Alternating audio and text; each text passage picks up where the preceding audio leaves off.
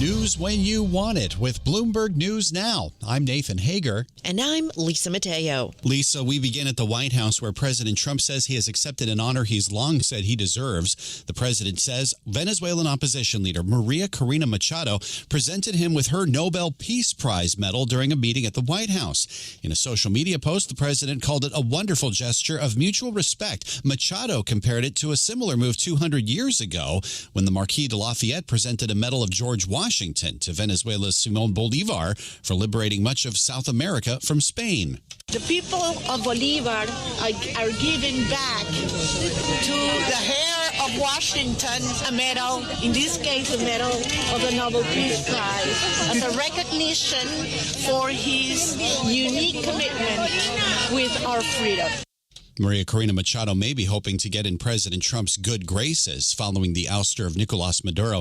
Meantime, the New York Times is reporting that CIA Director John Ratcliffe met yesterday with acting Venezuelan President Delcy Rodriguez, reinforcing the Trump administration's message that it sees the interim government as the best path to stability in Venezuela. Well, now to the latest on Greenland. Both Denmark and Greenland, they're stepping up lobbying of U.S. lawmakers in an effort to head off President Trump's push to take control of the island. A group of senators is set to meet members of the Danish parliament in Copenhagen today to show support for Greenland's sovereignty.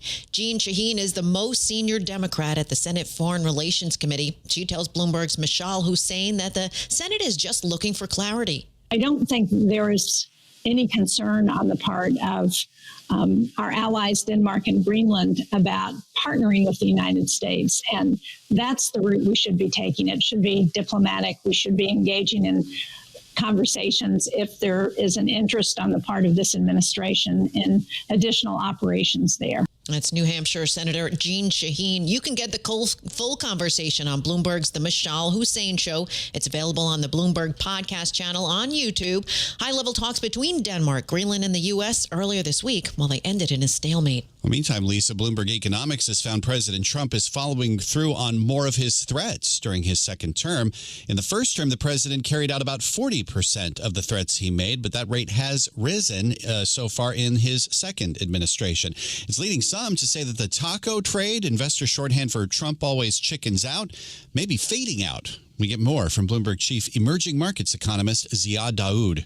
My colleague Jennifer Welsh actually looked at Trump's track record in terms of his threats and whether he carries them through. And she found that at least in his second term, he basically exercised about 60% of the threats that he came up with.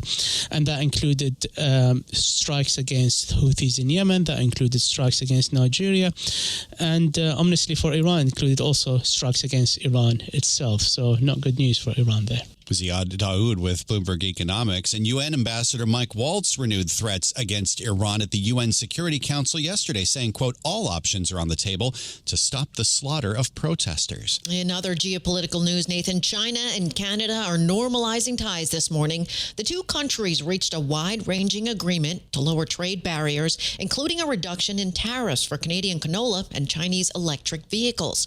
Prime Minister Mark Carney is in China meeting with Xi Jinping. It's the first visit by a Canadian leader to Beijing in 8 years.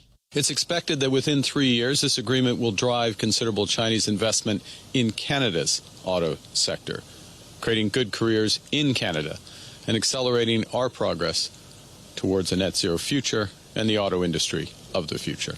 Well, that was Canada's Mark Carney. Now, he's been seeking to rebuild relations with Beijing and reduce Canada's reliance on the U.S. after President Donald Trump imposed sweeping tariffs. Well, back here at home, Lisa, President Trump's issuing a threat to Minnesota after weeks of protest over immigration enforcement in Minneapolis. The president posted on social media he'll invoke the Insurrection Act, sending the military into the state unless state and local officials stop attacks on ICE agents. After last week's shooting death of Renee Good and another ICE-involved shooting this week, Minnesota Governor Tim Walz is making a direct appeal to the president, asking him to, quote, stop this campaign of retribution. White House Press Secretary Caroline Leavitt says President Trump is open to speaking with the governor. I'm not sure if that's a genuine offer to speak with the president. Look, the president is always willing to answer the phone when people pick up and call. When there was another tragic shooting many months ago in Governor Walz's state, he spoke directly with the governor. That was Press Secretary Caroline Leavitt at the White House. And President Trump has threatened to invoke the Insurrection Act before, but has not followed through. Last time the law was used was in 1992 during the Rodney King riots in Los Angeles. And that's news when you want it with Bloomberg News Now. I'm Nathan Hager. I'm Lisa Mateo, and this is Bloomberg.